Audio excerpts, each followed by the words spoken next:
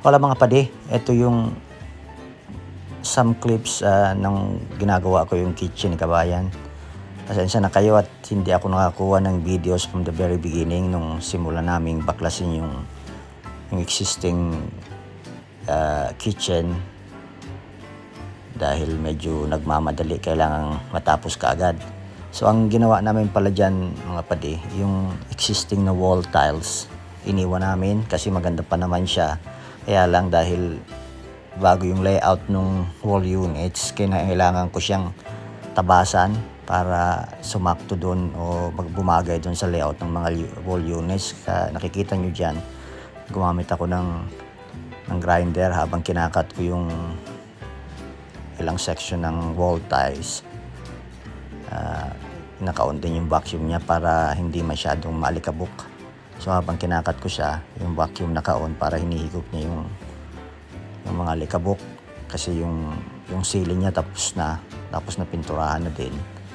Tapos yung mga downlighters niya installed na din siya, so kailangang ingatan natin ng konti.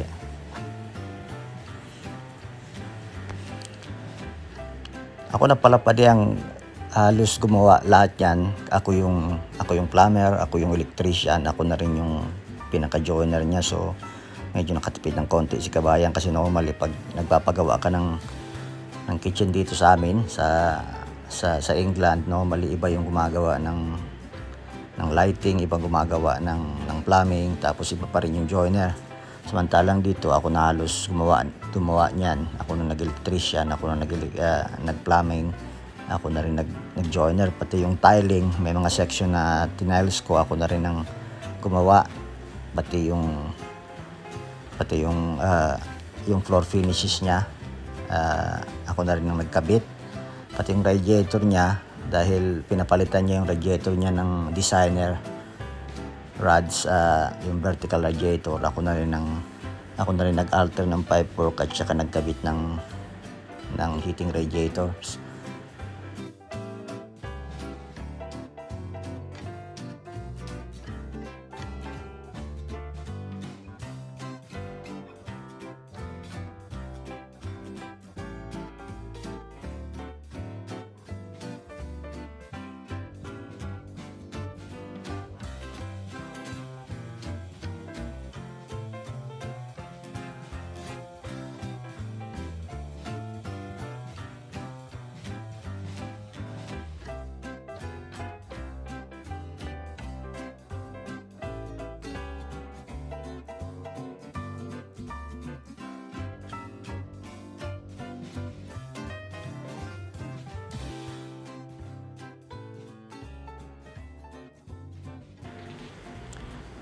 Ayan mga padi, nearly complete na yung kitchen kabayan. Inaantay na lang namin yung pagdating ng quartz worktop para pag dumating siya at naikabit na namin, kakabit na rin yung kitchen sink, yung top, at saka yung mga connection ng waste. Dito mga padi, bumili si kabayan ng tall units from IKEA. So tinabasan ko na lang siya para maipasok ko yung combi bowler sa loob ng cabinet para hindi siya kita, kasi mas maganda pag hindi mo makikita yung combi bowler mo kasi malinis siyang tingnan. So kaya yan ang ginawa namin.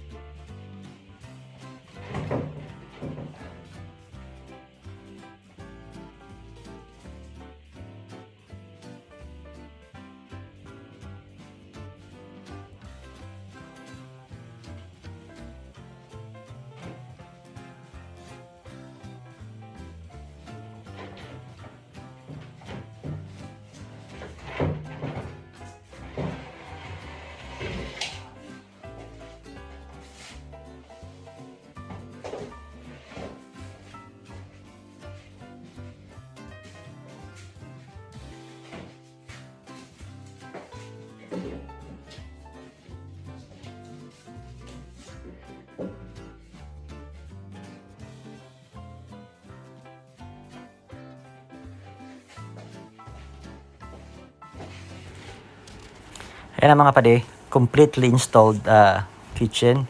new wall units, new base units, new quartz worktop, new floor finishes, new ceiling, new lights, bago lahat, mga padi. So basically a full shebang. So thanks mga padi for watching. So see you next time.